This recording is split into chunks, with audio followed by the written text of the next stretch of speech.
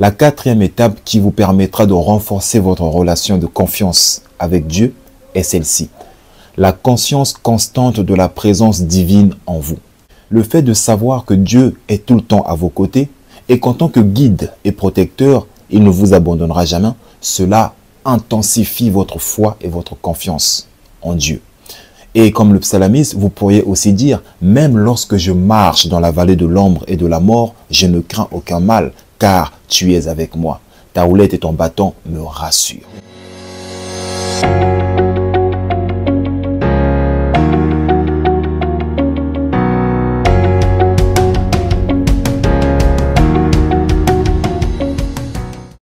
Salut à tous, j'espère que vous allez merveilleusement bien, tout comme moi, ça ne change pas. Qui plus est, je me sens toujours aussi parfaitement divin. Et d'ailleurs, vous devriez dire la même chose. Celui qui ne sait pas qu'il sait, éveille-le. Voilà le but de ma chaîne Motiveuse Power. Éveillez vos consciences en vous poussant sans cesse à la réflexion afin que chacun puisse tendre vers sa propre sagesse. D'où le slogan « Sagesse intérieure ». Les amis, bienvenue dans cette deuxième partie d'une série de 2 vidéos dans lesquelles on parle de comment bâtir une relation de confiance avec Dieu. Si vous n'avez pas encore regardé la première vidéo, je vous la recommande vivement.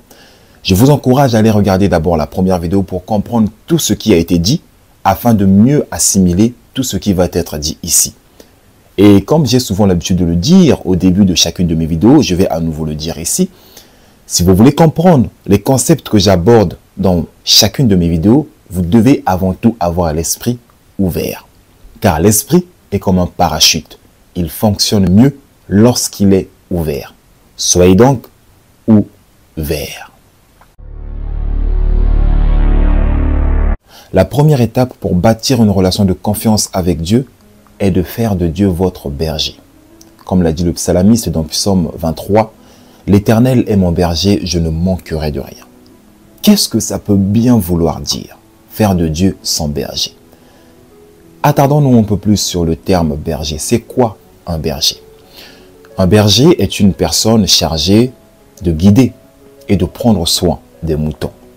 En ce sens, faire de Dieu votre berger revient à faire de lui votre guide et votre protecteur. Il y a une chose que j'aimerais vous faire comprendre.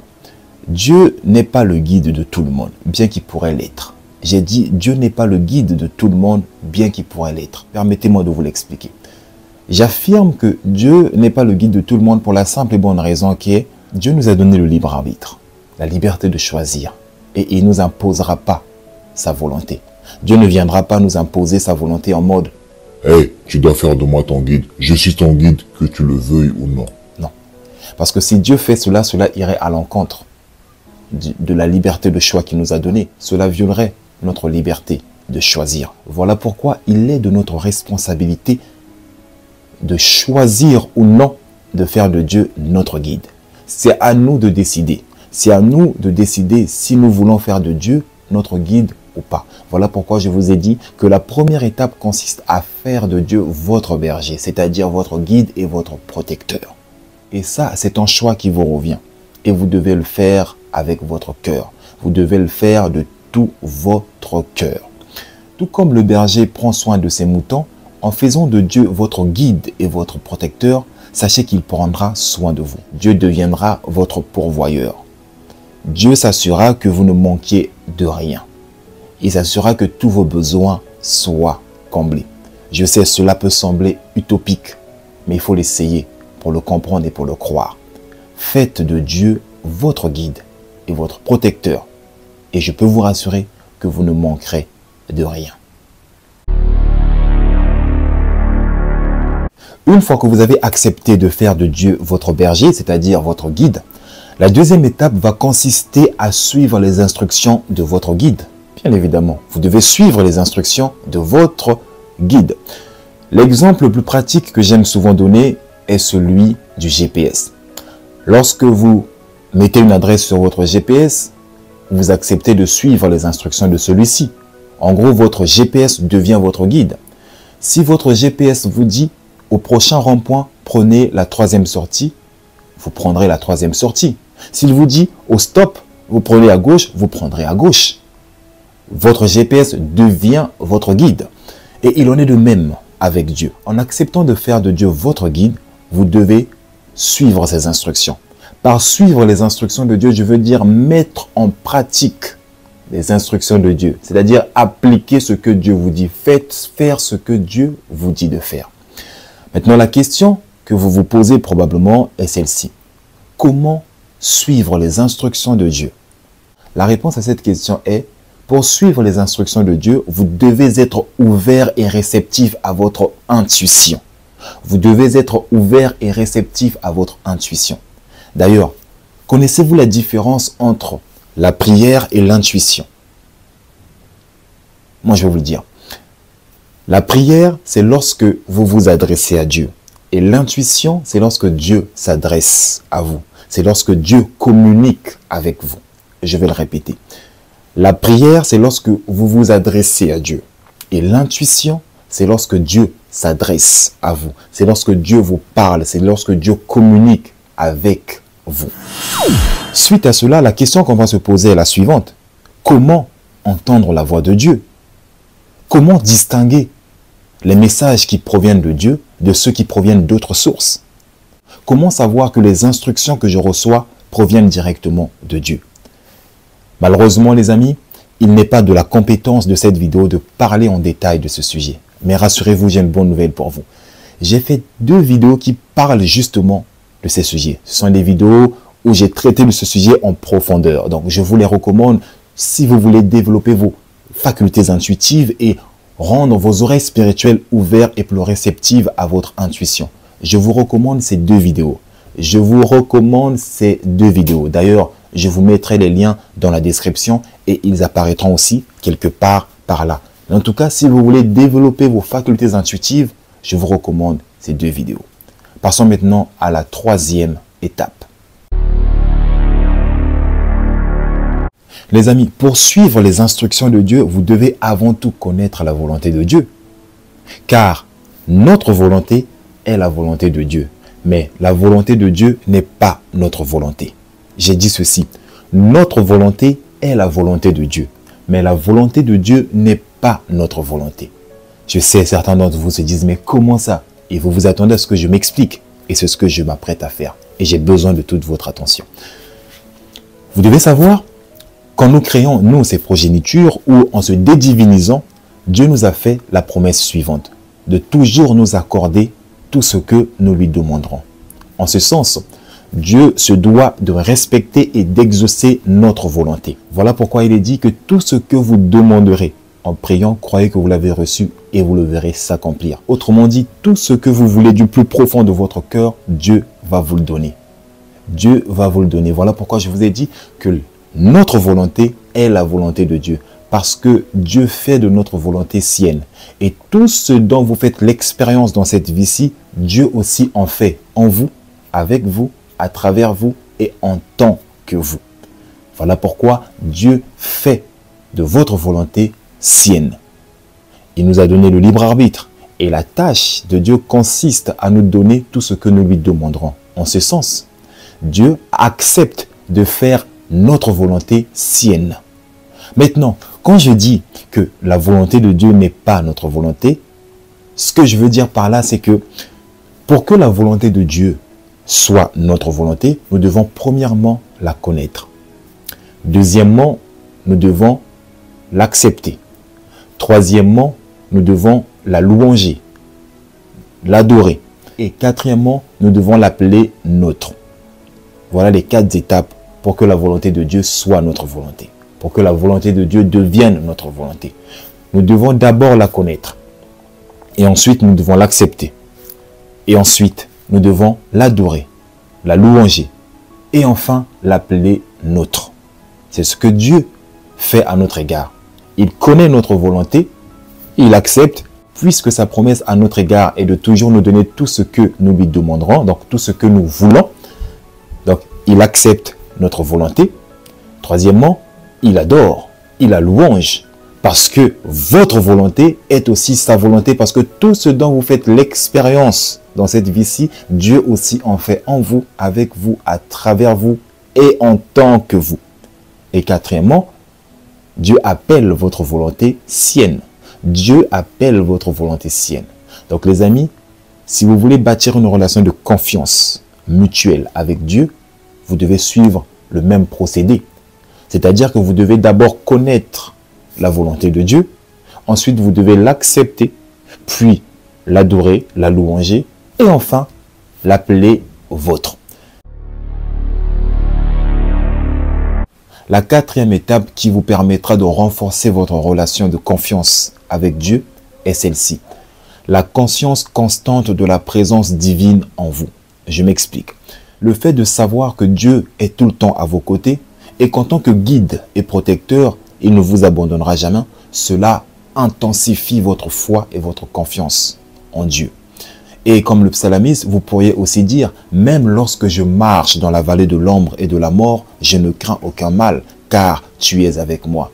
Ta houlette et ton bâton me rassurent. J'aimerais vous partager une vérité spirituelle à propos de cette quatrième étape. Vous devez comprendre que Dieu ne vous a jamais abandonné et il ne vous abandonnera jamais. Dieu ne s'est jamais éloigné de vous et il ne s'éloignera jamais de vous. Dieu ne s'est jamais séparé de vous et il ne se séparera jamais de vous. Je sais, cette affirmation va à l'encontre de certains enseignements religieux qu'on vous a inculqués. On vous a appris que ça arrive à Dieu de se séparer de vous.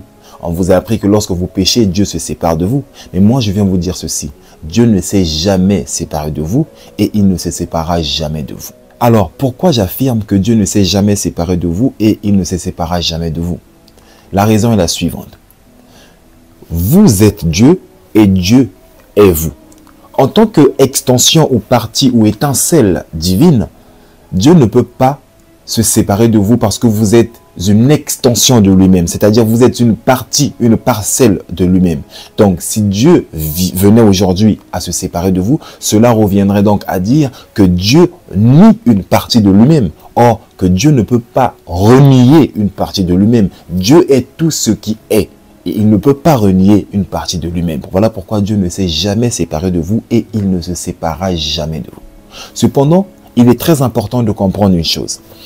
La séparation entre l'homme et Dieu provient toujours de l'homme. Je répète, la séparation entre l'être humain et Dieu provient toujours de l'être humain et non de Dieu. C'est-à-dire que dès lors que vous entretenez dans votre esprit la conscience de séparation avec Dieu, il vous est tout de suite fait selon votre foi, car vous rendez réel ce que vous croyez tel. Dès lors que vous vous écriez « Oh mon Dieu, pourquoi m'as-tu abandonné ?» Sachez que vous avez créé la séparation entre vous et Dieu. Dès lors que vous avez le sentiment que Dieu s'est éloigné de vous, sachez que vous avez créé la séparation entre Dieu et vous. Dieu ne s'est jamais séparé de vous. Mais lorsque vous vivez dans la conscience de séparation, cela ne veut pas dire que Dieu s'éloigne de vous. Cela ne veut pas non plus dire que Dieu s'est séparé de vous. Non, Dieu est là à vos côtés. Mais sauf que votre croyance rend sa présence inactive. C'est-à-dire que Dieu ne peut pas agir puissamment en vous, en tant que vous, à travers vous. Pourquoi? Parce que vous entretenez dans votre esprit la conscience de séparation. C'est la raison pour laquelle je vous ai dit que la séparation entre l'être humain et Dieu provient toujours de l'être humain et non de Dieu. Dieu ne peut pas se séparer de vous. Dieu ne peut pas s'éloigner de vous. Vous êtes une extension, vous êtes une partie de lui-même. Il ne peut pas s'éloigner de vous. C'est pas possible pour Dieu de s'éloigner de vous. C'est vous qui vous éloignez de Dieu à partir de votre conscience de séparation. Donc, si vous voulez bâtir une relation de confiance avec Dieu, vous devez transformer votre conscience de séparation en conscience d'unité. C'est-à-dire que vous devez apprendre à être pleinement conscient de la présence divine en vous. Arrêtez d'entretenir dans votre esprit la croyance de séparation. Car la conscience de séparation avec le divin crée la séparation avec le divin. La conscience de séparation avec le divin crée la séparation avec le divin. Pour résumer cette vidéo, nous avons parlé de 4 étapes pour bâtir une relation de confiance avec Dieu. La première étape consiste à faire de Dieu votre guide ou votre berger. La deuxième étape consiste à suivre les instructions de Dieu. La troisième étape consiste à connaître la volonté de Dieu, à l'accepter, à la louanger, à l'adorer et à l'appeler vôtre. Et enfin, la quatrième étape pour renforcer votre relation de confiance avec le divin, c'est d'être constamment conscient de la présence de Dieu en vous et de savoir que Dieu ne s'est jamais éloigné de vous, il ne s'est jamais séparé de vous et il ne s'éloignera jamais de vous, il ne se séparera jamais de vous. Dieu ne vous a jamais abandonné et il ne vous abandonnera jamais. Mais la séparation entre l'être humain et Dieu provient toujours de la conscience de l'être humain. Si vous entretenez dans votre esprit la conscience de séparation avec Dieu, il vous sera fait selon votre foi. Vous rendrez réel ce que vous croyez tel. La conscience de séparation avec Dieu crée la séparation avec Dieu. Et si cette vidéo vous a touché, ne la gardez pas pour vous seul. Ne soyez pas égoïste, les amis. Vous n'allez pas garder ces précieuses informations pour vous seul. Ne soyez pas égoïste. Partagez-la plutôt tout autour de vous afin que votre entourage en bénéficie. Pour cela, sachez que vous serez un canal de bénédiction. Et oui, un canal à partir duquel d'autres âmes vont découvrir ma chaîne Motiveuse Power. Pour cela, sachez que je vous suis infiniment reconnaissant. D'ailleurs, n'oubliez pas de vous abonner pour plus de contenu impactant, motivant, inspirant et qui vous aide à devenir qui et ce que vous choisissez d'être chaque jour de votre vie afin d'actualiser le meilleur de vous-même. Et quant à moi, je vous dis à la prochaine vidéo et que Dieu vous bénisse. Ciao, ciao.